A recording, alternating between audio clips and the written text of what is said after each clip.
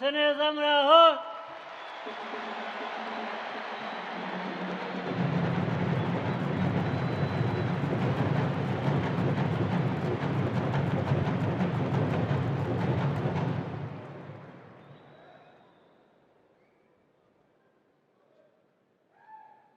Leaders of our nation's highest institutions, honored guests, including chiefs of defense staff,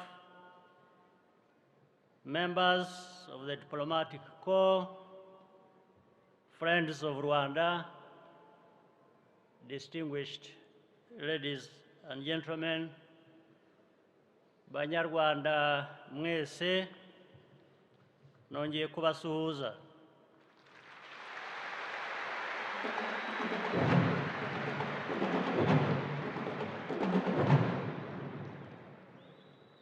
Mpereye no kuri aha turi ni kimwe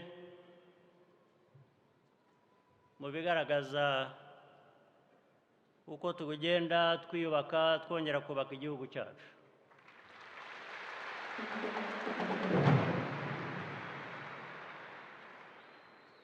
Banyarwanda rero ndagira ngo munyihanganire kuri byinshi nze gukoresha ururimi rw'amahanga, mwebwe dusanzwe twumvikana, dusanzwe tuganira, ndagira ngo nabo banyumve.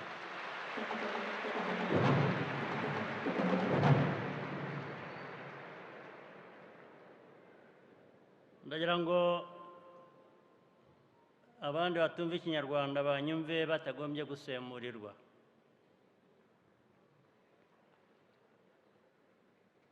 Today,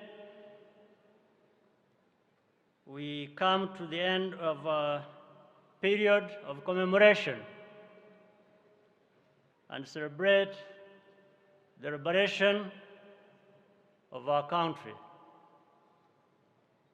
I want to thank all of our guests and friends who have joined us on this special day.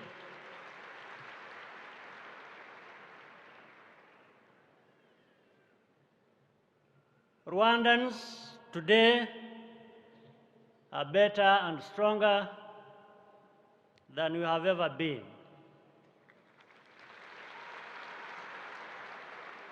We keep marching forward like the men and women of our defense and security forces who have just paraded before us. 3 decades ago,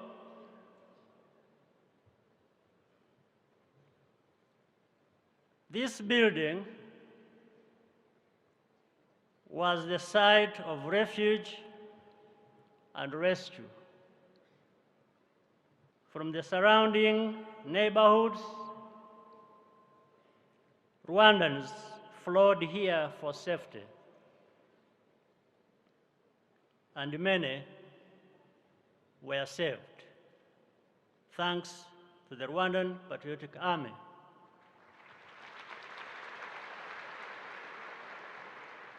An act that was repeated countless times all across our country. On July the 4th, we express our thanks to those who liberated Rwanda and remember those who gave their lives.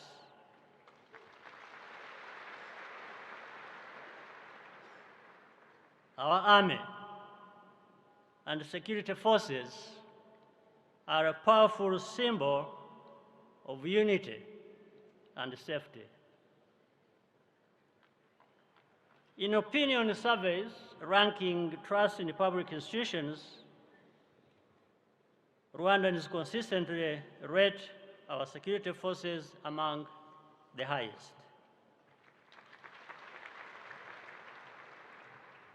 That is no accident. After the genocide, the first encounter that most Rwandans had with the new authorities was with our army. The situation in the country was still extremely tense and dangerous. Yet,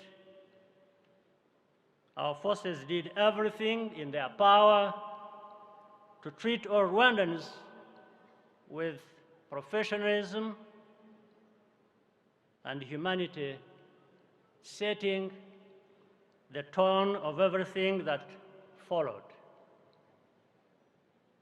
Even today, they remain close to the community and invest in projects that matter to our development, such as infrastructure and medical services.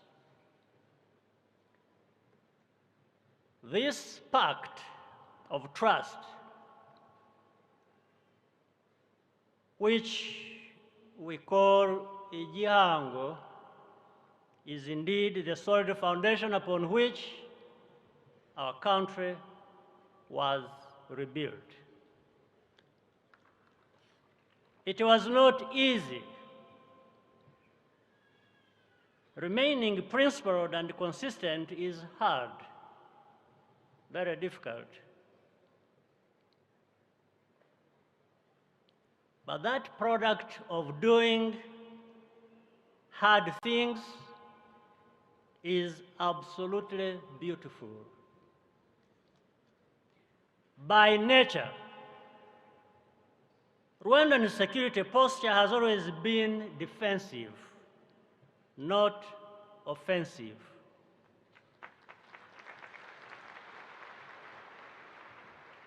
We only act when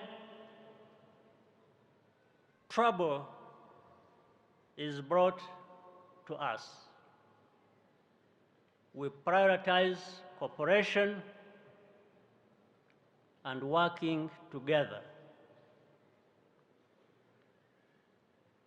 Rwanda seeks peace for ourselves and for everyone in our region.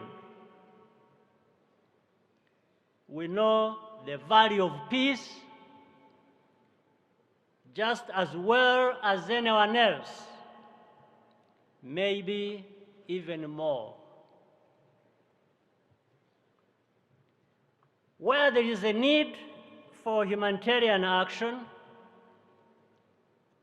Rwanda will not be absent.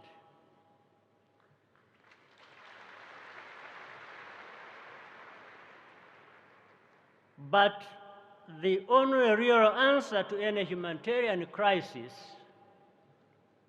is to fix the root cause of the political problem. Humanitarian response cannot substitute for political solutions. If we had not changed the formula here in Rwanda, for sure, our country would still be under a United Nations peacekeeping force, divided and destitute. Liberation cannot be imposed on people by force or fear. It is unlocked by a free choice that each citizen makes in their heart. Because Rwandans, with very few exceptions, have freely made this choice, our country is at peace and will remain at peace no matter what.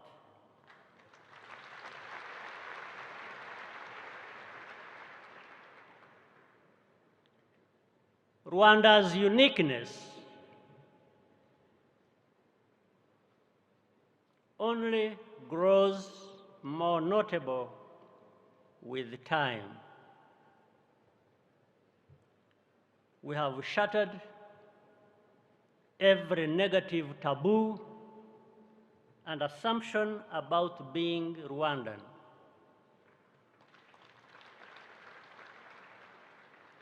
Our politics today is based on accountability and ambition.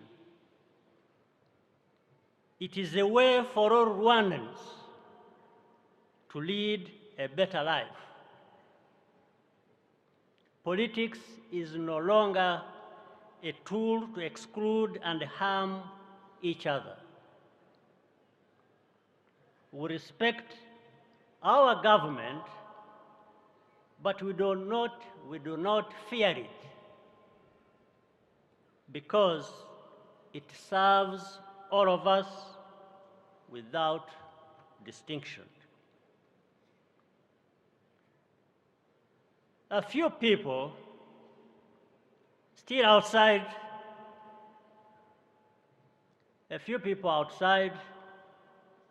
still do not understand Rwandans. Some of them even try to spoil what we are building, and we see it. But all those negative efforts produce no results. They are just words on internet or statements somewhere in different high offices with no power over us at all.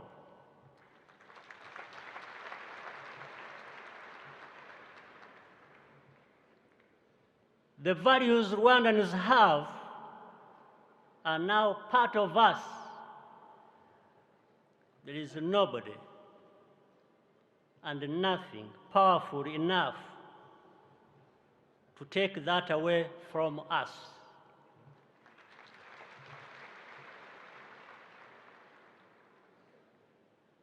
The end point of the liberation struggle was to build a state in which each of us is valued and citizens are always at the center of government action. Even though Rwandans have made huge strides towards this mindset, we must remain vigilant. I'm addressing this message in particular to Rwanda's young people, especially those born over the last 30 years. This country is yours to protect, defend, and make prosperous.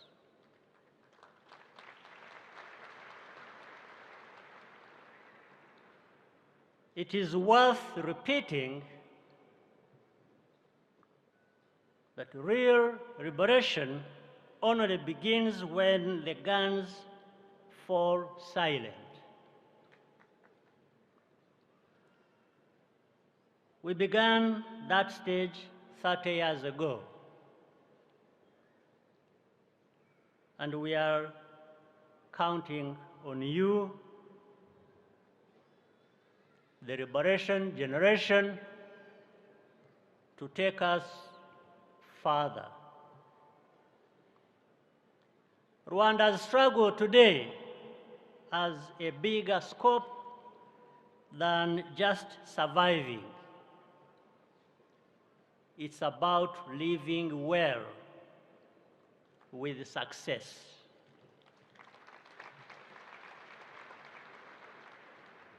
Succeeding against poverty, dependence, and indignity.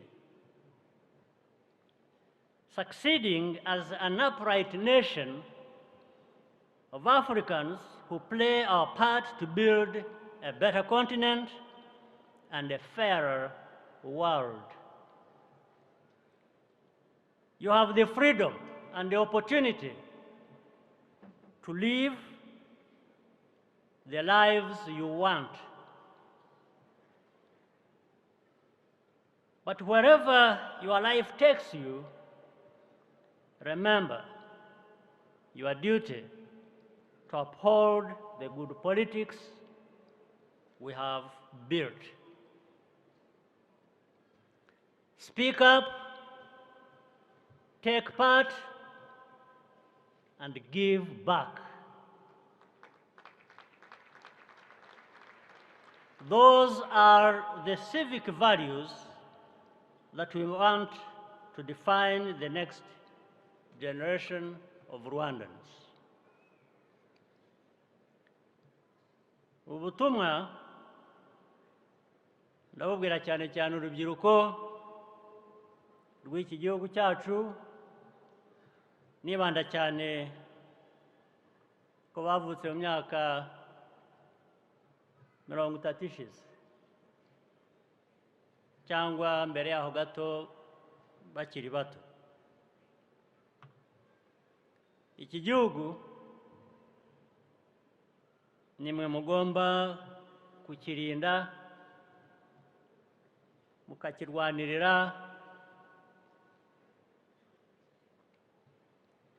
bityo kigakomeza gutera imbere.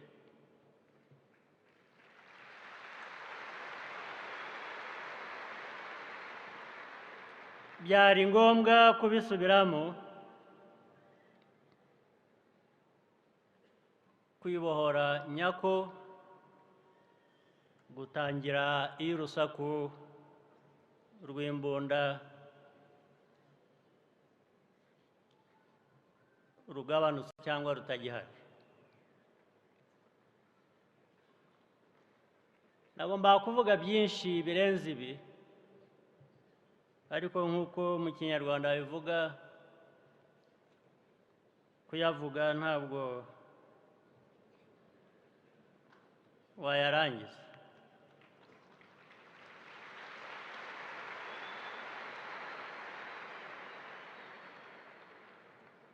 Ibindi tuzashaka umwanya tubivugira ahandi cyangwa undi munsi.